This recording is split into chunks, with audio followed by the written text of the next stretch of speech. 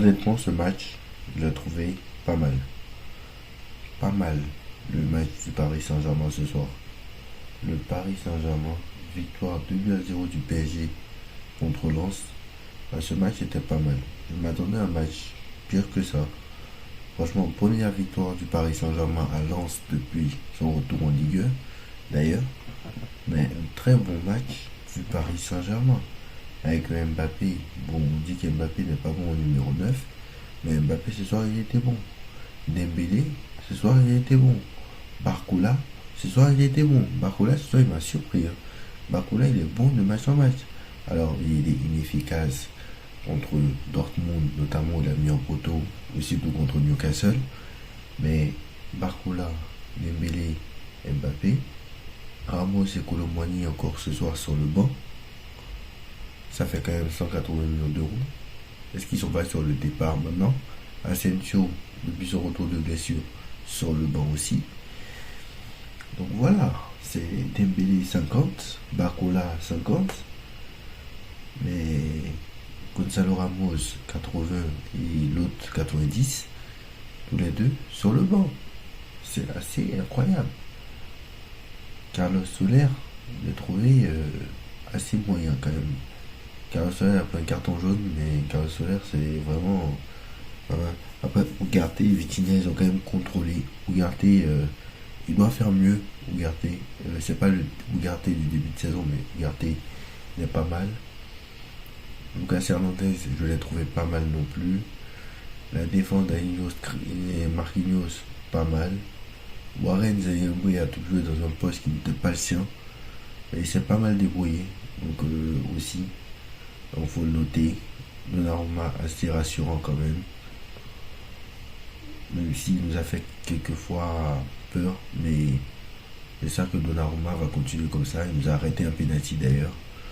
Donc j'espère que Donnarumma va continuer comme ça dans le bon sens. Solaire, c'est le seul que j'ai trouvé mauvais en fait. Franchement voilà, même Mbappé qui normalement bon, en fait Mbappé il a mis en 9 mais il joue pas vraiment en 9. Souvent il joue à droite, il peut se balader, il a une liberté totale sur le terrain. Et c'est ça qui est bien. Barcola, il était très bon ce soir. Même Dembélé est très important dans le jeu, et je l'ai dit. Il a fait une passe D. Donc voilà, il a trouvé un Paris Saint-Germain vraiment pas mal ce soir. C'est vrai qu'on peut faire mieux, c'est vrai, mais franchement j'ai trouvé un Paris Saint-Germain très bon ce soir, très rassurant. Alors, au niveau, et quand j'en parlais du Real Barça de cet après-midi, je regardais le Real Barça de tout à l'heure. D'ailleurs, allez voir le débrief, il est déjà disponible.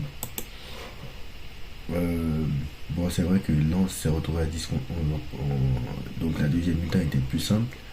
Mais en fin de première période, Lens s'est retrouvé à 10 contre 11. La deuxième mi-temps était plus simple. Mais bon, voilà quand même un match assez rassurant, surtout en deuxième période. Bon, Paris qui fonce en Ligue 1 et qui prend maintenant quelques points d'avance.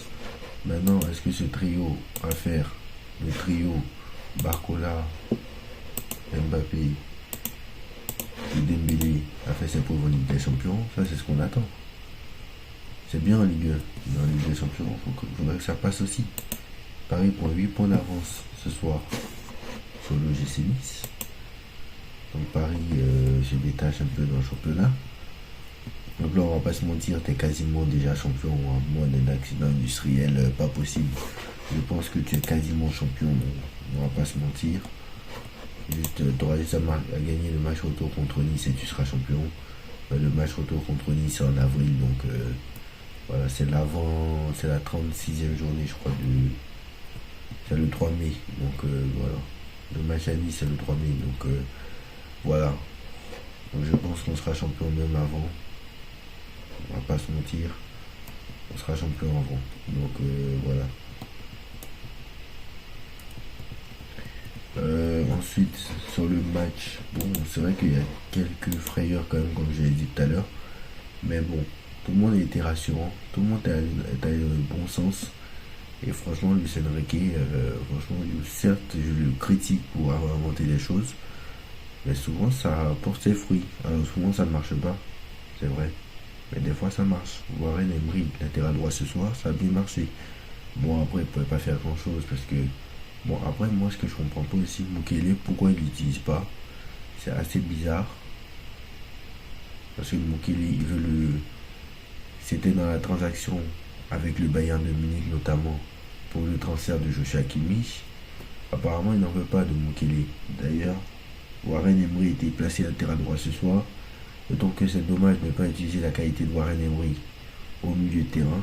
D'ailleurs, Carlos Soler, vu qu'il était nul, moi j'aurais préféré Carlos Soler latéral droit, comme il a fait beaucoup de fois d'ailleurs, pour reposer notamment Hakimi. Donc j'aurais préféré le Soler latéral droit plutôt que Warren. J'aurais préféré le contraire, mais bon. D'habitude c'est le contraire, hein. C'est Soler qui va latéral droit et Warren. Bon, Soler est plutôt sur le banc et t'as Hakimi qui est là, mais Soler latéral droit et Warren milieu droit, ça aurait été 100 fois plus logique. Mais bon. Mais il était quand même catastrophique ce soir, on va pas se mentir. Ugarte qui est revenu, et j'espère qu'Ugarte va continuer comme ça. Vitinha, est toujours aussi performant, et j'espère que Vitinha va faire la même chose, parce que Vitinha avait fait une bonne partie l'année dernière. Mais après la Coupe du Monde, il n'a pas confirmé. Cette fois-ci, c'est pas mal le début de saison. Le début de saison était très impressionnant. Et là, il continue à confirmer. Donc, on espère qu'il va continuer jusqu'au mois de mai, jusqu'à la fin. Donc, voilà. Un Paris Saint-Germain rassurant. Un Paris Saint-Germain exceptionnel au niveau du jeu. Bon, même s'il y a quelques frayeurs. Mais en tout cas, voilà. Dites-moi en commentaire ce que vous en pensez. On like, on partage. Et pour moi, pour en revenir, parce que j'aime pas dire ça, mais je rappelle que pour moi l'objectif cette année n'est pas vraiment de gagner la Ligue des Champions, même si beaucoup disent oui, il faut le faire, mais pour moi non. Pour moi la Ligue des Champions c'est progressif, et tu n'as pas réellement l'effectif pour le faire, même si effectivement on va aller le plus loin possible. Donc voilà, on va aller le plus loin possible. Donc voilà, on va aller le plus loin possible, mais dire que l'objectif c'est de gagner la Ligue des Champions, pour moi t'as pas l'effectif aussi qui n'est pas aussi riche que City, aussi riche que le Real, aussi riche que les Bayern, etc. Mais bon, à l'heure actuelle on est peut-être dans le top 5 des favoris. Après City, après Real, City, premier.